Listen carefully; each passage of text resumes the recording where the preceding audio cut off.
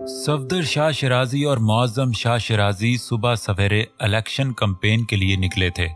ابھی وہ پنڈال سے کچھ فاصلے پر تھے جب شاہ کو یہ خبر ملی کہ پنڈال تک جانے والی سڑک کو مظاہرین نے بلاک کیا ہوا ہے، جو ان کے خلاف احتجاج کرنے کے لیے جمع ہوئے ہیں۔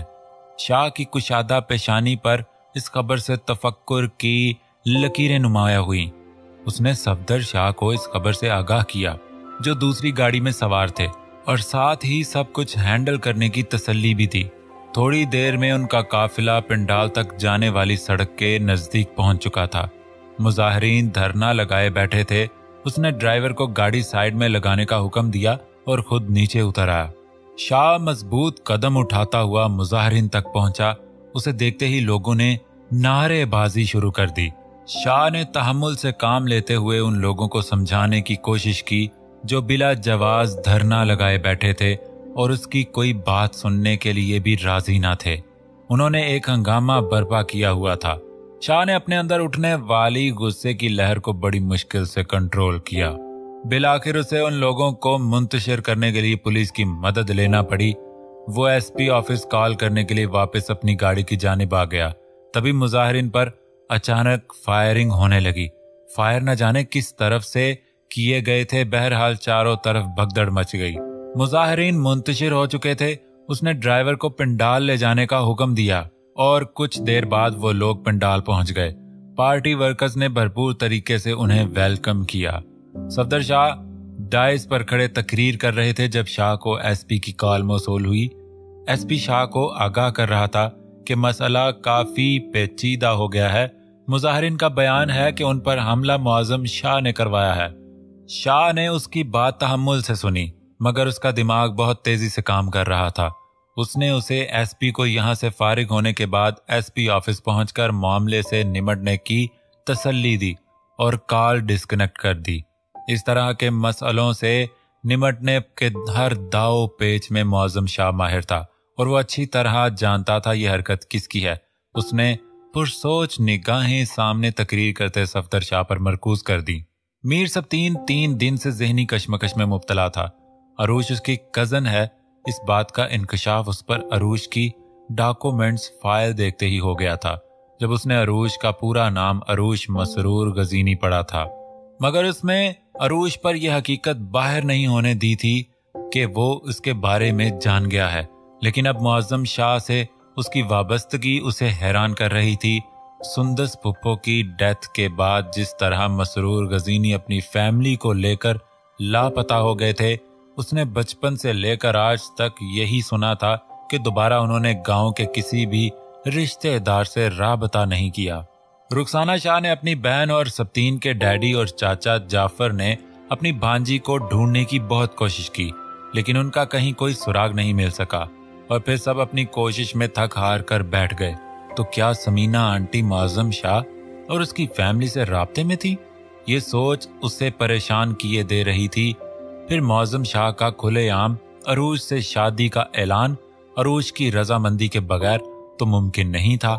یقیناً عروج نے کوئی کمٹمنٹ کی ہوگی۔ شاپنگ مال میں معظم شاہ کے ساتھ شادی کی شاپنگ کرتے ہوئے ٹکرانا عروج کی بے وفائی کا منہ بولتا ثبوت تھا۔ یہی بات میر سبتین کو عروج غزینی سے بدظن کر گئی تھی۔ وہ اپنی سوچوں میں غلطاں تھا جب موبائل کی ٹون نے اسے چونکا دیا۔ مکتوم شاہ کا نمبر دیکھ کر اس نے کال اٹینڈ کر لی۔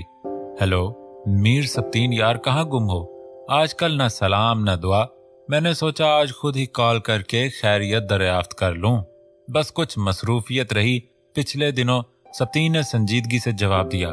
اچھا، کچھ خاص قسم کی مصروفیت تھی؟ مکتوم شاہ نے خوشگوار موڈ میں بات کی۔ اس کی کال کا مقصد کچھ اور تھا۔ کچھ خاص نہیں، وہی آفس ورک لوڈ۔ تم بتاؤ کہاں ہو؟ کال کرنے کے بجائے خود چلے آتے تو ہم ساتھ میں لنچ کر لیتے۔ لنچ کا ارادہ تو میرا بھی ہے، مگر مصروفیت نے اجازت نہیں دی اور گاؤں سے نکلنے کا موقع بھی نہیں مل سکا۔ جب فرصت ملے تب آ جانا، سبتین نے مختصراً کہا۔ یار تمہارے متعلق ایک خبر گردش کر رہی ہے کچھ دنوں سے کہ تم نے معظم شاہ کے قافلے پر حملہ کروایا ہے۔ مجھے ایسے خرافات میں پڑنے کا کوئی شوق نہیں، اور نہ ہی میری معظم شاہ سے کوئی ذاتی دشمنی ہے۔ سبتین اس کی بات سے شوق تو ہوا تھا، مگر اس نے مکتوم شاہ کو محسوس نہیں ہونے دیا تھا۔ لیکن اس نے FIR تو تمہارے خلاف درج کروائی ہے، جبکہ معظم شاہ خود بھی یہ بات اچھی طرح جانتا ہے کہ یہ کام میر سجاول کے سوا اور کسی کا نہیں ہو سکتا۔ مکتوم شاہ نے ایک بار پھر اسے حیران کر دیا تھا۔ اس بات کی وضاحت معظم شاہ ہی بہتر طریقے سے کر سکتا ہے۔ میں نہیں جانتا اس نے ایسا کیوں کیا، اور نہ ہی جاننا چاہتا ہوں، وہ سرد مہری سے بولا۔ لیکن میں جانتا ہوں مکتوم شاہ نے ڈرامائی انداز اپنایا۔ میر سبتین خاموشی سے اس کی اگلی بات کا منتظر تھا۔ کہیں اس سب کے پیچھے وجہ مس عروج تو نہیں؟ مکتوم شاہ صاف گوئی سے بولا، میرا مس عروج سے کوئی واسطہ نہیں، اور نہ میں اتنا جذباتی اور بے وقوف ہوں کہ اس کے لیے یہ سب خرافات کرتا پھروں۔ میر سبتین کے لہجے کی آنچ مکتوم شاہ پل بھر میں محسوس کر گیا، لیکن اسے جتانے کی کوشش نہ کی۔ کچھ دیر ادھر ادھر کی باتیں کر کے میر سبتین نے کال ڈسکنیکٹ کر دی اور خود تھکے تھکے انداز میں بیڈ پر دراز ہو گیا۔ سائڈ ٹیبل پر پڑے کافی کے مگ میں موجود کافی ٹھنڈی ہو چکی تھی۔ معظم شاہ کو گئے 3 دن ہو چکے تھے، لیکن وہ پلٹ کر نہیں آیا تھا۔ عروج نے موقع غنیمت جان کر آفس جانے کی تیاری کر لی۔ تیار ہو کر وہ سمینہ بیگم کے پاس کچن میں پہنچی، جو ایان کے لیے ناشتہ بنا رہی تھی۔ امی، میرے لیے بھی چائے بنا دیں، آج میں آفس جا رہی ہوں۔ پراٹھا پلٹتے ہوئے سمینہ کا ہاتھ فضا میں ہی رک گیا۔ انہوں نے بڑی حیران نظروں سے عروج کو دیکھا۔ امی، ہم معظم شاہ کی باتوں کو سیریس لیں گے تو ہمارا گزارا کیسے ہوگا؟ 3 دن ہو گئے، وہ پلٹ کر واپس بھی نہیں آیا۔ اس کے خوف سے میں جاب تو نہیں چھوڑ سکتی، نہ یہ جاب ہماری مجبوری ہے۔ اس نے ماں کو سمجھانے کی کوشش کی۔ عروج بیٹا، تمہاری بات اپنی جگہ ٹھیک ہے، لیکن اگر اسے بھنک بھی پڑ گئی تو وہ ہمارا جینا حرام کر دے گا۔ اس دن تم نے اس کا روپ دیکھا نہیں تھا، کیسے بپھر رہا تھا وہ؟ میں تو اس سے بہت خوفزدہ ہو گئی ہوں۔ میری غلطی ہے جو میں تم لوگوں کو وہاں لے پہنچی اور ہم اس کی نظروں میں آ گئے۔ سمینہ اب اپنے گاؤں جانے کے فیصلے پر پچھتا رہی تھی۔ امی، ڈرنے والوں کو دنیا اور ڈراتی ہے، اور اب میں معظم شاہ سے بالکل نہیں ڈروں گی۔ میں آج سے ہی آفس دوبارہ جوائن کر لوں گی۔ آپ میرے لیے ناشتہ تیار کر دیں۔ یہ کہہ کر عروج صحن میں پڑی چیئر پر جا کر بیٹھ گئی۔ سمینہ ایان کی موجودگی کے خیال سے مزید کچھ نہ کہہ سکیں۔ عروج نے میر سبتین کے آفس کے باہر پہنچ کر چند لمحے کھڑے رہ کر کچھ سوچا، پھر دھیرے سے ناک کیا اور میں آئی کم ان سر کہتے ہوئے اندر چلی آئی۔ اسے دیکھ کر اتنے دن سے تڑپتے سبتین کے دل کو قرار مل گیا اور جذبات نے سر ابھارا، لیکن فوراً ہی اس دن کا منظر اس کی نظروں کے سامنے گھوم گیا تو اس نے اپنے چہرے پر زمانے بھر کی لا تعلقی اور بیگانگی طاری کر لی۔ اپنے مومی ہاتھوں کی انگلیاں ایک دوسرے میں پھنسائے وہ انہیں مسلسل مروڑ رہی تھی۔ رائل بلو کلر کے ڈریس میں اس کی دمکتی رنگت آنکھوں کو خیراں کر رہی تھی، لیکن سبتین کو اس وقت کچھ بھی اچھا نہیں لگ رہا تھا۔ وہ کھڑی تھی۔ میر سبتین نے اسے بیٹھنے کے لیے بھی نہیں کہا تھا۔ سر، اس دن کے لیے میں بہت شرمندہ ہوں۔ معظم شاہ نے اس دن جو کچھ بھی کہا اس میں میری رضامندی شامل نہیں تھی۔ عروج نے بنا کسی تمہید کے بات شروع کی۔ میر سبتین اس بات کو کاٹتے ہوئے فوراً سے پیشتر ہوا۔ مس عروج، میں پوچھنا چاہوں گا کہ آپ کے منگیتر نے آپ کو آفس جوائن کرنے کی اجازت دی ہے یا آپ اسے بھی دھوکہ دینے چلی آئی ہیں؟ اس نے عروج کے کردار پر کاری ضرب کی۔ وہ چیئر سے اٹھ کر اس کے مقابل آ گیا تھا۔ عروج، میں نے تم پر اپنے قیمتی جذبے نچھاور کر کے اپنی زندگی کی سب سے بڑی غلطی کی ہے۔ اگر مجھے معلوم ہوتا کہ اس معصوم چہرے کے پیچھے اتنا مکروہ اور دھوکے باز چہرہ چھپا ہے تو میں کبھی تمہیں اپنی زندگی میں شامل کرنے کے بارے میں سوچتا بھی نہیں۔ میر سبتین نے دونوں بازوں سے پکڑ کر اسے جھنجھوڑ ڈالا۔ سبتین، میں نے ایسا کچھ نہیں کیا جس کے لیے آپ مجھ پر اتنا بڑا بہتان لگا رہے ہیں۔ یکایک اس کی آنکھیں آنسوؤں سے لبریز ہو گئی۔ مجھ پر اب تمہارے کسی جھوٹ اور مکاری کا کوئی اثر نہیں ہوگا۔ میں سب کچھ اپنی آنکھوں سے دیکھ چکا ہوں۔ معظم شاہ کی تمہارے گھر میں موجودگی، تم سے شادی کا دعویٰ، تمہارا اس کے ساتھ شادی کی شاپنگ کرنا، یہ سب کچھ اس بات کا ثبوت ہے کہ تم ایک دھوکے باز ہو۔ ایک ہی وقت میں تم یا تو معظم شاہ کو بے وقوف بنا رہی تھی یا پھر مجھے۔ میر سبتین کا چہرہ غصے سے سرخ ہو رہا تھا۔ अरूश ने बेयकीनी से उसकी तरफ देखा। उसे मीर सब्तीन से इस कदर बदगुमानी की उम्मीद नहीं थी। जिल्लत के एहसास से और अपने ऊपर लगने वाले बहतान से वो शर्म के मारे जमीन में गड़ी जा रही थी। उसका दिल चाह रहा था वो यहाँ से भाग जाए और कभी मीर सब्तीन को अपनी सूरत ना दिखाए, लेकिन वो सब्तीन को हकीकत से आगाह किए बिना जाना नहीं चाहती थी। इसलिए बड़ी हिम्मत करके उसने लब कुशाई की। मौज़म शाह से मैंने कभी कोई अहदो पैमा नहीं किए। उस दिन उसने जो कुछ भी कहा वो यक तरफा था। इसमें मेरी कोई रजामंदी शामिल नहीं थी और ना ही उसने मेरी रजामंदी जानने की कोई जरूरत महसूस की। वो किस किस्म का इंसान है ये मुझसे बेहतर आप जानते हैं। बाबा की डेथ के बाद हमने चंद दिन के लिए गांव में उनके घर में कयाम किया था, जिसके बाद वो मेरे घर आने लगा। मैं नहीं जानती थी उसके दिल में क्या है। वो मेरा कजन है, बस यही मेरी बदकिस्मती है। अरूश ने हथेली की पुष्ट से गालों पर बहने वाले आंसू साफ किए और दरवाजा खोलकर रूम से बाहर निकल गई।